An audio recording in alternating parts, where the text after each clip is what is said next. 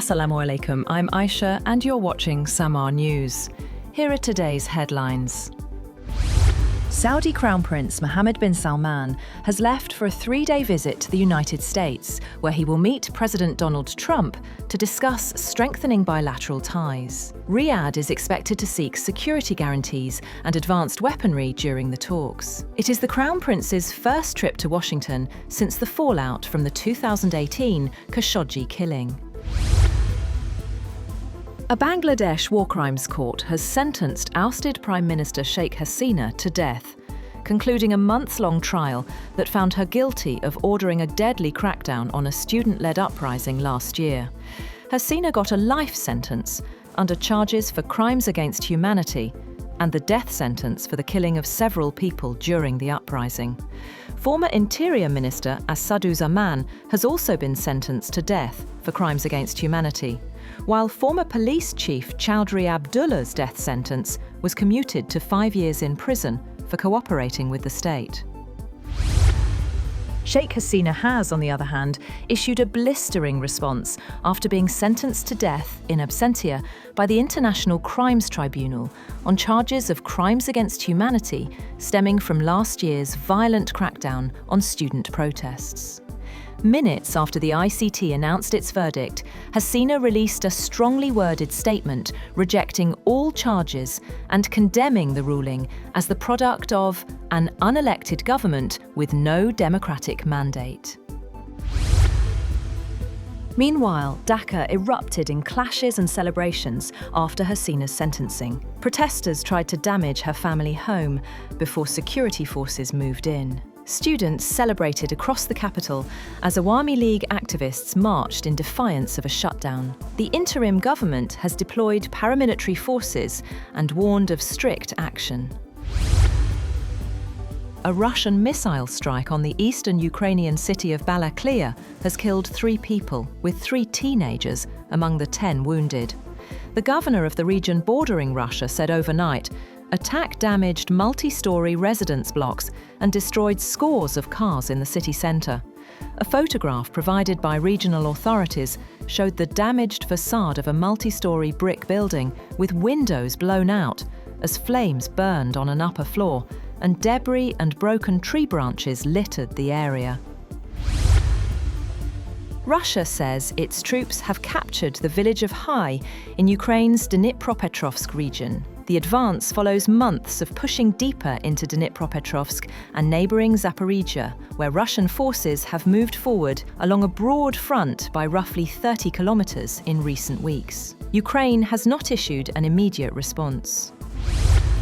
Ukrainian President Volodymyr Zelensky has said that he has signed a deal with France to obtain 100 Rafale warplanes as he seeks to bolster the country's long-term military capacity to fight Russia's invasion.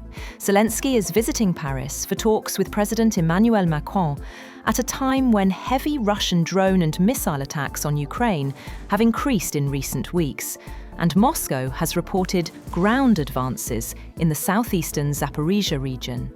The Elysée confirmed the number without immediately giving details on whether the Dassault-made jets would be transfers from French stocks or purchases.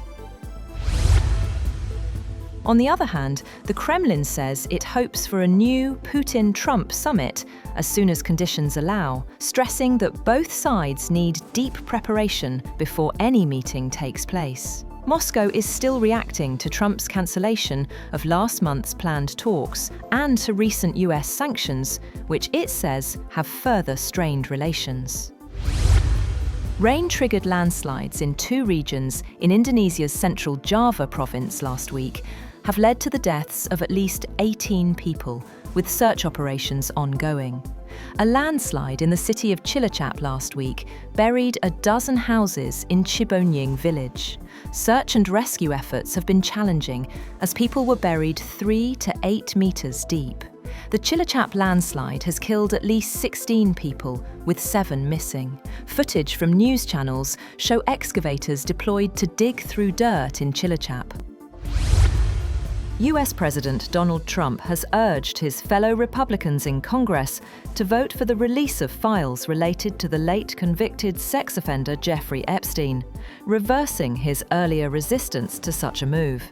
Trump's post on his Truth Social came after House Speaker Mike Johnson said earlier that he believed a vote on releasing Justice Department documents in the Epstein case should help put to rest allegations that Trump had any connection to Epstein's abuse and trafficking of underage girls.